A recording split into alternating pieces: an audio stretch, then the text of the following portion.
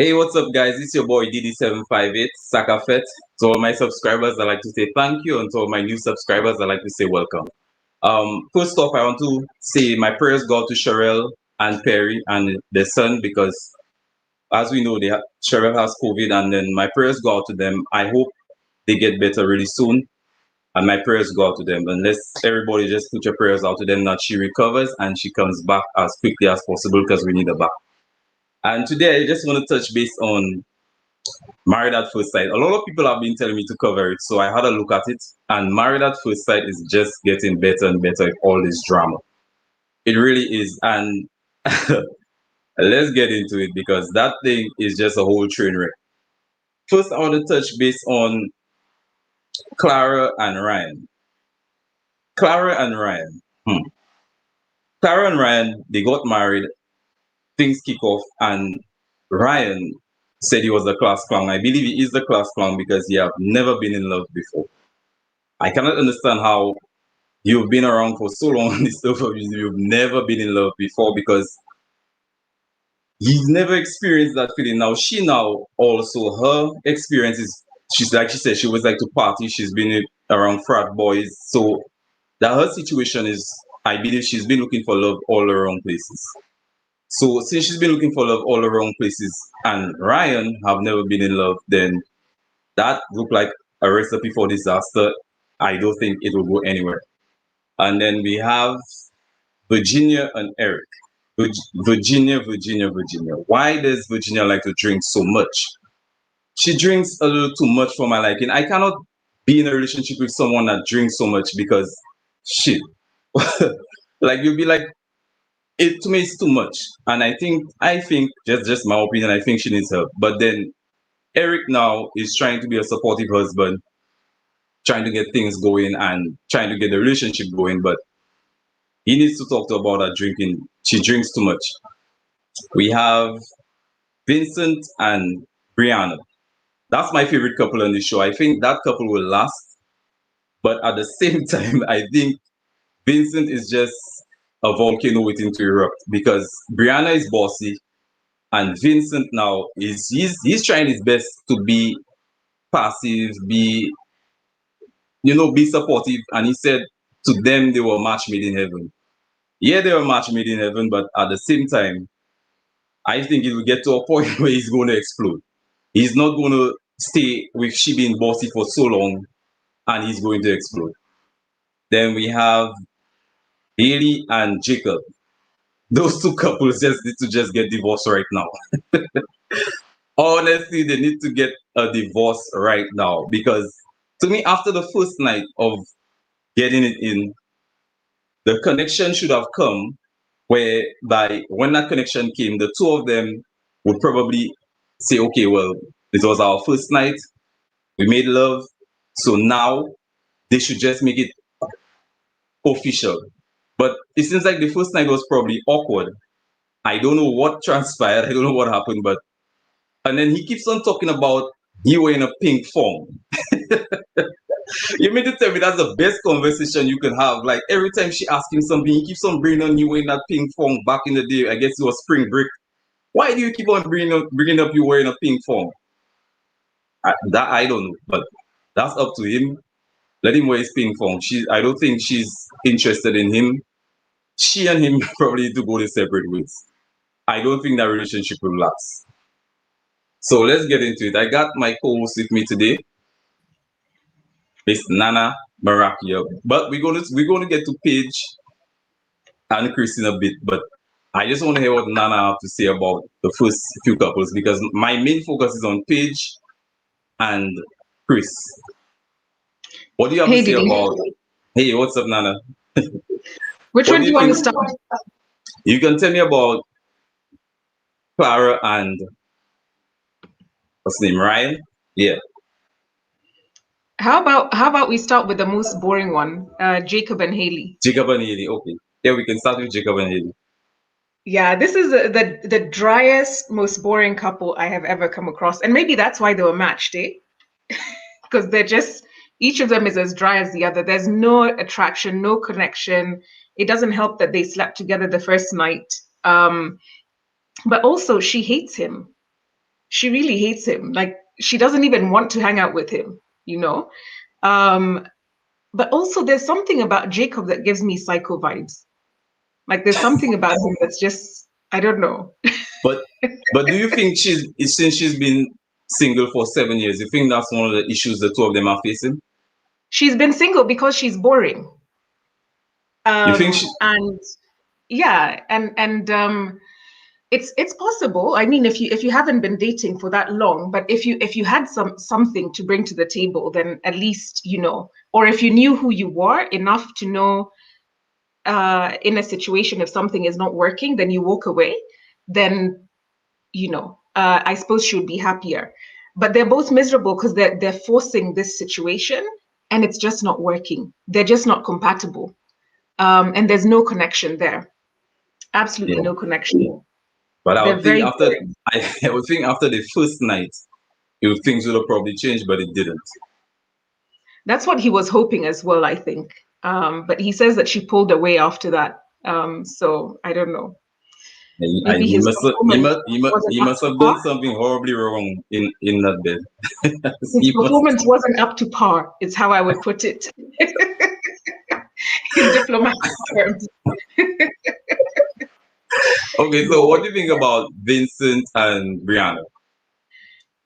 You know, I think Vincent and Brianna are a really good couple. But what concerns me about them is that, remember, his family said that he has a really bad temper Yeah, and that he blows up easily. Like when he's they said something like, and I paraphrase, something like, "Don't push him or don't rile him up, or he'll lose his temper." And that's yeah, exactly what she's doing. So it's a powder keg. yeah, So I mean, the right now he's in that space maybe where he's been all his life, where he kind of knows how to keep things calm, how to tone his temper, how to be sensible about things. But then I think if he reaches his breaking point, it might get ugly. And it yeah. looks Because like that's when why they show I what's think happening next, he that's might. why I think that's why I think he's a volcano waiting to erupt because Mhm. he's so he's really into her. He's trying his best and he's really supportive. But at the same time, she needs to be careful that she's being a little too bossy Mhm. because eventually every man have a breaking point.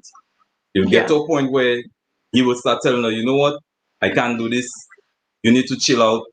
And then after, remember during that episode, they had that conversation and she got mad. She got upset that Mhm. they actually had the conversation where he told her she needs to slow down. He don't like to be rushed. And Yeah. she got upset. Mhm. So I don't know why she got mad when he was just being honest with her. And I think he was doing her a courtesy to have the conversation off camera, because remember he Yes. said he waited until the cameras were off. And so I think she might have a temper problem, but he's not the one. You know, those quiet people. That's a you know what they say: still waters run deep. Mhm. Um, so underneath there might be some turbulence. She's just there playing with his beard. She doesn't know who she's dealing with. But She thinks he's a big. do you think the reason why, maybe because of his looks, that she's really into him, like, I mean, the attraction, but she think maybe she can control him regardless of how he look. But sometimes looks can be deceiving. I think it's two things. One, um, uh, because she's an engineer and she's a boss where she works, she thinks that Yeah. she can bring that into the relationship, which is a mistake a lot of people make. Like, just because you're that where you work, you're not your spouse's boss when you come home. You know, Yeah. you're each other's equal. So I think that's what she has, that mentality, right? The other thing is that I heard somewhere that she put as a priority that she wanted a light-skinned guy with a beard. And so it's possible that she's really she's there for this, That's you all know. she's there for. So what you Yeah. think about that, to me, that alcoholic couple? It's the Oh drinky. my God. I call them the drinky drink couple, Virginia and Eric, the drinky drink couple, because they doing too much with that drinking. You know, they really irk me. They're my worst. My worst. especially what's her name, Virginia. I can't stand her. I really can't stand her. And the way that she came at Paige at the table and said, after the day that we've had, I feel like I need a shot. Paige, do you need a shot? You know, like poking at the bear. Then she gets upset when Paige's husband, you know, also gets upset. It's almost like she has every right to. But she's such a drunk. If I were him, I would not even get upset with her. If I were Chris, I would not even get upset with her because she doesn't even know, she doesn't know her, you know, her head from her tail. No. But look, just remember, Chris is at a moment where to him, the situation is going through, it's really it bothers him a lot. So then Yeah. remember when he said that okay, he has someone pregnant for him. Virginia reply was, "Are you sure it's your child?" Because Like she's a Karen. the guy, That's the guys why. are. She's a Karen. She has Karen vibes, yeah. Everything about her is very Then Karen-ish. the guy is having a serious conversation about his situation, and she's drinking, and she's like, "Are you sure it's your child?" Like, why would Yeah, you do that? implicit bias. Implicit bias. She's a Karen. I can't stand her. She's I don't know. I think the pair of them, even saying to him, you know, you need to man up, you need to man up. You know, he's such an angry man. He's not been an angry man. He's going through something, you know. Um, but they're just, I mean, it's a bad combination when you're an ignorant person and at the same time you're a drunk, you know. And so like your intellectual capacity is compromised. So there's a problem there. But then again, they're very similar to each other. So I guess that's why they were matched, Yeah, in my and opinion, in my humble opinion, allegedly. all right. So now let's talk about the real. They are the main to me the main couple in that married at first sight. Because I want to give a shout out to Auntie's advice. Auntie did a report and also soap that side. They did a report talking about Paige and Chris, and that Paige has a 6 week old baby on the way, and he just got married. And then when he got to know that, from what they're saying, that the 6 week baby is not his ex fiance's child, it's the ex fiance's cousin child. So that thing is a whole mess. Like, and then on the show, he told her that the baby was his ex fiance's baby. But then what Subdut said, Subdut is saying that the baby is not his ex fiance's child, it's the ex fiance's cousin child. So that is a real hot mess. What do you think about that? Let me tell you what had happened. Do you remember when he dragged her into the bathroom and he said, "Do you really want to talk about it?" And she was like, "How bad is it? Do you really want to talk about it?" And he dragged her to the bathroom, switched on the shower, switched on the faucet and everything, Yeah, just so the cameras couldn't hear what they were saying. And she was like, "Chris, switch off your mic." Or was it the other way around? I don't know which one of them said, "Switch off your mic." I think that's when he told her what the real truth was. But um, because this girl, bless her heart, Paige, she's such a good Christian girl, you know, and I'm a Christian as well, like, but I'm not a stupid Christian. She's one of those that believe if this is what I've prayed for and this is what I believe is meant to be, it's meant to be no matter what. Yeah. Come yeah, thunder, fire, whatever. And so I think they might have agreed in the bathroom that he should go along with that story just so he doesn't look like an immoral man. And I think that's why she's really suffering. That's why she was really upset, because the level of upsetness was a little bit more than, because if he got her pregnant 6 weeks ago, I mean, they didn't know each other until 3 days ago. yes. So that level of upsetness was different. And I think that's when he told her. But this girl, like, she keeps asking God for signs and God just keeps dropping them, dropping them, dropping them. She just doesn't want to listen. He's Yeah, like, because "Don't be and here." for me, he keeps on avoiding the question. Like every time she asks that question, "Are you in love with your ex?" He would do a whole 360. When he does that 360, you just change the topic into something else. where he doesn't love her, and then that's really sad that when they got married, the priest asked them to kiss, the pastor asked them to kiss. He was asking, where can I kiss you? Like, dude, Right? It was so just kiss her on awkward. the lips. Like, you're trying to figure out where can he kiss her. If you kiss her on Yeah. the forehead, kiss her on the cheek. Then his father-in-law was his dad was a little awkward when he made the comment about her body, which I find Mm-hmm. was a little awkward to me. Like, why would my dad be watching my wife like that? But Yeah. that was just a little awkward. Then Mm-hmm. he told he's like, when they were talking, he was saying that he recently always bring up his ex, like he got a tattoo of his ex recently. So it Mm-hmm. still feels like he's in love with his ex. And Yeah. he's just not being honest with her about that. But he did tell her that he's not interested in her. Like, he's not physically, like he's attracted to her like a body, but he's not interested in her per se, that he wants to have a relationship with her. But then that Interested in bombshell. who, in his ex or in Paige? No, he's not interested in Paige. He keep on telling her that. He said he's spiritually attracted to her. Can you explain to me what spiritually attracted?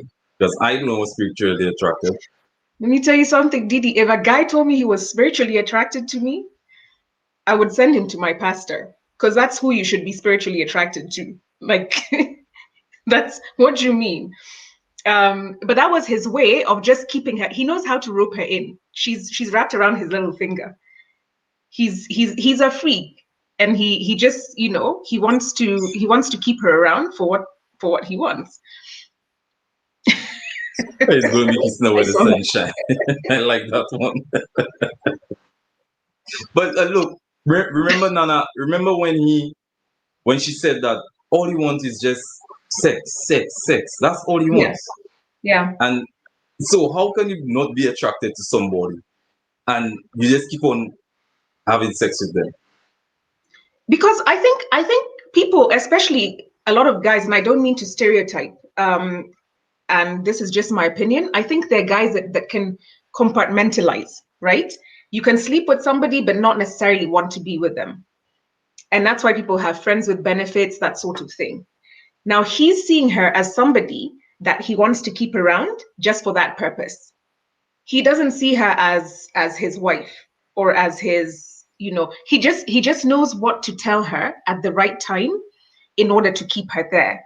And the problem is, because she's so naive and because she's so sold into this story of God has put us together, she's giving him all the material for him to be able to tell her what she wants to hear. So she'll tell him, oh, before this, I had a guy, he had a child. I wanted to be put first before that child, blah, blah, blah. That's what will get me loose enough to sleep with you today. And then he'll be like, you will come first before my child, before my mother, before anybody. The next thing you know, he's telling her that he's still in love with his ex fiance after sleeping with her, you know? Yeah. And remember Yeah, when she told him about the dog? She's willing to compromise that you have a child on the way. And he's yeah. like, is the dog gonna eat my shoe? What? Like, come on, like, y'all are married. She's compromising and willing to be there for you, and you having a kid, but then you cannot even look after a dog. Yeah, because at that moment he doesn't feel like at that moment he has leverage. Whenever he feels like he's lost leverage, that's when he becomes good to her. Whenever he feels like he has leverage, he just checks out. He's completely out. He doesn't even care. Um, and so, I mean, I suppose it's in her best interest to spend time by herself and learn to love herself and learn to appreciate herself. Um, because she just, I don't know. She Okay, just so strikes me as one of those girls that feel like they're never chosen, you know? yeah, she comes off to me as somebody with a low self-esteem, because Yeah. and she looks like she's really looking for love. And that guy just give me, I don't know if you ever seen Love and Hip Hop, Stevie J. That guy just give me Stevie J vibes all over. Like The the guy doesn't look smile, like of course, yeah, of course. Don't you find he looks like Stevie J? He have the Stevie J smile, the looks like mustache, he like have a the little mouse. goatee. I just hope that situation, the two of them, don't end up like Marley the Maid, Mimi, the Puerto Rican man, Jocelyn, and Evie. Stevie J. I don't know. But what do you think about the scene where they went when they went what it was but the when they were driving the buggies and then Mhm. Virginia came on to him, was telling him about the situation with he and Paige and also Clara. Do you think Clara and Virginia should have stepped in and have that conversation with Chris, or they should have just left it alone? They should have left it alone. That was disrespectful. That's why I was telling you that they give me Karen vibes, especially, well, Virginia more than Clara. I think in that moment was just being, I think she thought she was being supportive. I don't know, but Virginia in that moment was really giving me Karen vibes. Like the way that she was coming at him as if his relationship is her territory, and as if she has the right and the responsibility to be disrespectful to him, but he doesn't have the right to tell her anything. And when he called her drunkard back, I was like, well, there you go. Yeah, well, Serves that's you what she right. got for asking him if that's his kid, because you Yeah, can't ask somebody if that's their child. So yeah, then he even told her that like he felt like she was coming at him sideways. So that's why yeah, he told her you're drunk. yeah. He said like everyone sees when she and Eric are walking around the hotel when they're even concerned about the two of them because both of them come there drunk. People are Mhm. they the next day they're still drunk. Like they wake up drunk, they go to sleep drunk. So that whole situation, I just think I agree with you on that one. Virginia and Clara should have just stayed away and Yeah, they should have just spoke to Paige. Paige needs the yeah. support and let the guys give Chris the support, or let the guys talk to Chris and let him know what's like how they don't feel, what they feel about the situation. And then Exactly. And when when they got on the bus, it even got worse. Like the arguing still continued, and then Chris is like, "Ain't nobody saying kumbaya." he's like, "Oh, you got on this bus thinking it was Kumaya?" Yeah, ain't nobody there, nobody singing no kumbaya up in it. No kumbaya. He's like, "Wrong bus." And Paige, poor Paige, and Paige stuck in between. She's like, calm down, trying to calm him down. Mhm. And she just told Eric and Virginia to just, just keep quiet and just let him vent. And Clara made a good point. Clara said that he's already mad about the situation. She don't know Yeah, why Virginia would make him even more angry when he's already mad about the situation, what's going on. yeah. And Because then, Virginia is that she's that kind of person that will try and push and push and push, so that he can do something. I'm sure she was happy when he reacted at the table. That's what she wants. She'll push and push and push. But I'll say this: I'm the kind of person that also thinks that like men and women shouldn't tussle in that way. Like if I were in a relationship with somebody and we were having beef with another couple, I wouldn't want there to be a cross line between my dude and another woman, right? yeah, However, that's all well and good. That's a standard, it's a principle. But the way that she came at him, she didn't really give him a choice but to say something, you know? Otherwise, he'd be a punk not to say anything. So, like you said, she should have just gone to Paige, left the man alone, yeah. or just said to him, I'm here to support you. I'm sorry if you feel that way. And then gone to Paige and said, you know what? I feel very disrespected by your man. And leave it at that. But she was looking for a fight. Yes, she was. And then honestly, she really needs to stop that drinking thing. But when they got back to the hotel, they missed the part where Chris apologized to everyone and he apologized to Clara for the whole situation. And as usual, they always late. Why? Because they're probably drinking somewhere, Yeah. or they probably doing some kind of crazy stuff. So then when he came with Virginia, and he's like, he got to tell Chris something. Chris is like, what?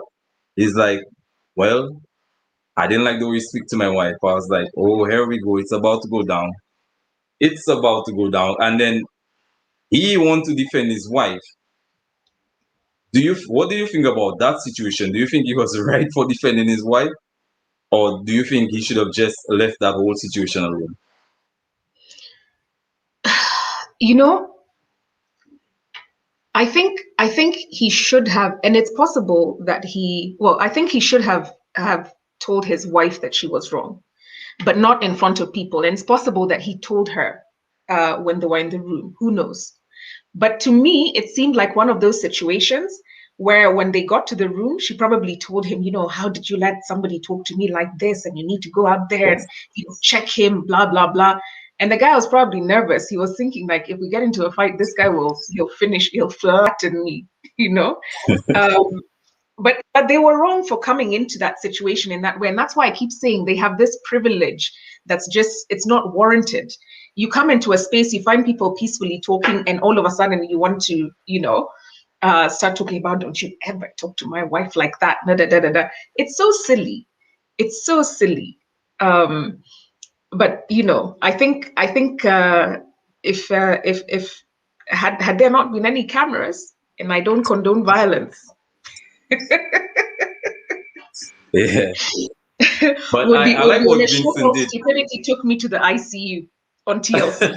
I like what Vincent did though. Vincent pushed him away, so then the whole situation would have. And she's like, Virginia is like, oh well, you did like you. Thank you for standing up for me. I think they will have a lot of problems because she likes to party. She don't want her to have any male friends unless they're probably gay or unless she have any female friends that are married. Mm-hmm. And if the female friends are married, like the husband, that's the kind of male friends he wants her to have. So it's all well and good he stood up for his wife, but let's just see how far they get with that relationship because I don't think the two of them will go far. With all that drink she does, she'll be partying while he out there flying from state to state, whatever country or whatever place he flies from. He's going to have a lot of issues with her, but hey, that's his wife. Let him stand up for his wife. But I don't think. Let me ask you something, Didi. Where in the world? I've been to many places in the world. I haven't been to the Caribbean, so maybe it's different there. I've been to the States, but I haven't been to every state. Maybe there's some places where drinking is considered a hobby, because the way that she said, me and my friends, we go out, we get drunk from Thursday to Sunday, and that's just what we do. And you need to come into the lifestyle. Where is that a lifestyle? Is that not it's a problem? I know. When you see, we get a lot of tourists on my island, right? So you get a lot of British people. That's the thing, drinking. I know. It's the lifestyle here as well. Like you get a lot of people in St. Lucia that drink a lot too. No. Look, I'm Kenyan. We drink a lot as well, but not as a lifestyle. It's not a hobby. Hobbies are like golf, playing tennis, swimming. Well, maybe for you and me, it might not be a hobby, but I bet you there are a lot of people all over that it's a hobby to them. Because imagine you can get people to do stuff for you and by just giving them that's it. Drinking is their hobby. You could just tell them, okay, I want to build a house. I got some bottles of rum or some bottles of alcohol. They'll come because you know what? The only one is just drink. They want to drink and then help you build your house.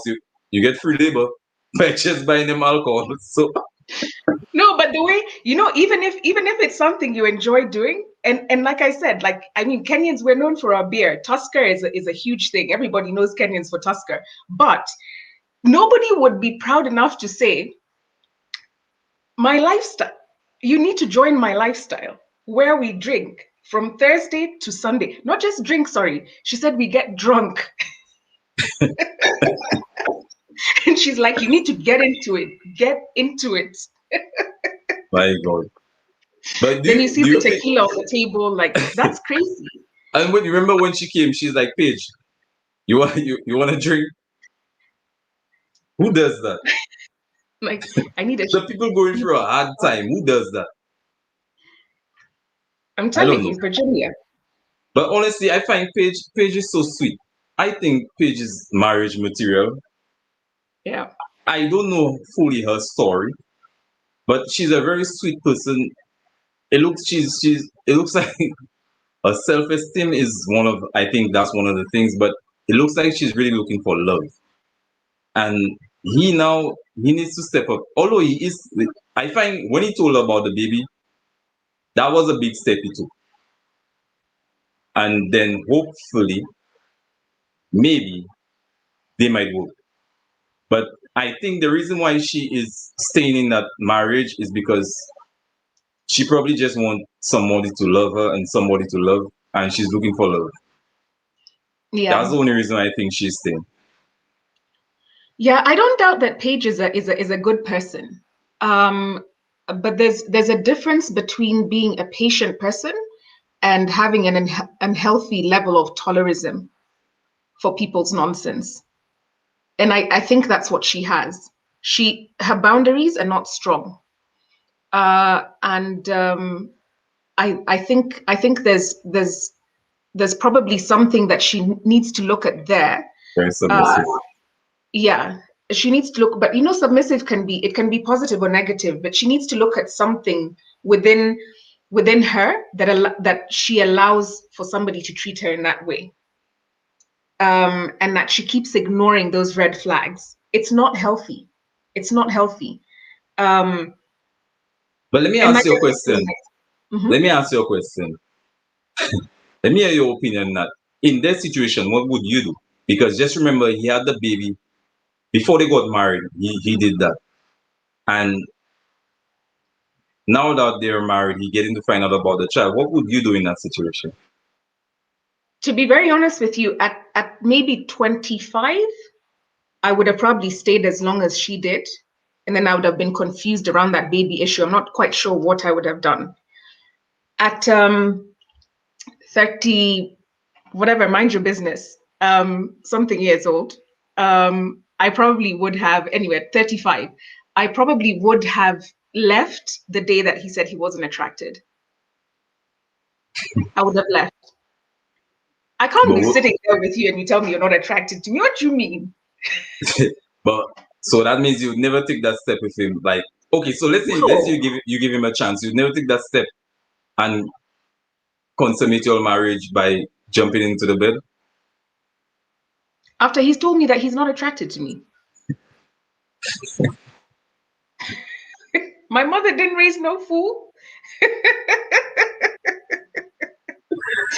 But to be honest, when I was younger, yes, maybe I would have been at a stage in my life where I would have thought, okay, maybe I need. But the problem is with us women, especially women of color, is that it's you're taught to ride until you die. It's not even ride or die. It's like ride until you die type of thing. So you keep going through all these adversities and hoping that things will get better, or hoping that somebody will see you for who you are because you've read with them. But it's for me, that situation with the baby, I don't think we would have even gotten to that place. But if this was something that had happened at the onset, and if this was something that had happened at the onset, and I just found out, like, let's say the first day of that marriage, that he had gotten somebody pregnant 6 weeks before, and we had just met that day, maybe I would have been like, okay, let's talk about it. But I would have talked about it and then maybe just gone our separate ways as friends. All right, I got two callers. I got Crazy Lucian and I got Shem. Yeah, crazy Lucian. Hey, Crazy Lucian, what's up? Hi, Didi. I'm How calling you in from doing? the UK. Nice. I just What do you wanted to think say about I that love page? your show. Sorry, I just wanted to say I Thank you. love your show. And also, it's great to have someone from the same island as myself to discuss topics that I love. That's a brilliant, brilliant idea. I can't fault you on that. And I will definitely be representing you. Thank And you. Nana, stay beautiful. I love you. Your Oh, your thank you. shine is just awesome. In England, we're rooting for you guys and we love it. Keep it coming. We're in quarantine, we're on lockdown, but we love the topics and you're keeping us alive and kicking. Thank you so much. Thank you. No, Thank you. bless. Thank you, crazy Lucian. Sucker fat. Sakafet Dudu. What you have to say about Paige and Chris? Is that a question for me? Yes, you. Okay. I think I'll step back on that. for now, because I have a lot of agreements and disagreements. And I don't want to cause a ruckus because it's too early, but I will continue to listen and I'll give my feedback as a Lucian. It's too much of a ruckus. Shem, you muted. Oh yeah, yeah. Hello guys. Hi, Shem. Hi, how are you guys doing? I'm doing good, Shem. What do you think about that situation, Shem, with Paige and Could you just brief me again on that no, well, Paige and Chris, like she is a very nice person, and then he's not attracted to her, and then they got and married he because told her that to her face. yes, he told her to her face, and they have been trying. He also have a 6 week baby, a 6 weeks baby on the way, like the baby's on the way, and then Mhm. she's still trying to continue the relationship, like still try to move on. Well, But it seems he, like it seems like it's one-sided. It's like one person really trying while the other is not putting as much effort as the other should, because in a relationship it's a two-way thing. It's supposed to have, I mean, it will never be equal efforts, but the efforts between two parties is supposed to be at a level where it works and the relationship continues to flourish. If if that's not occurring, then one of the parties is definitely not doing their part as they should. So I mean, and to tell somebody that to their face that they're not attracted to them, that's crazy. okay, sorry And about Shem, this was the day after their wedding, during their honeymoon, to make things worse.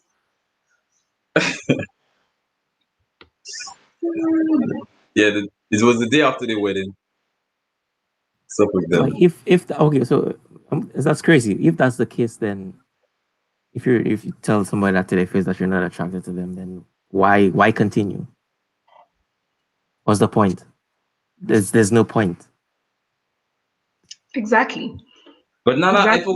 I forgot to ask you, what do you think about when they wanted to do like she wants a joint account, he don't want a joint Oh. account.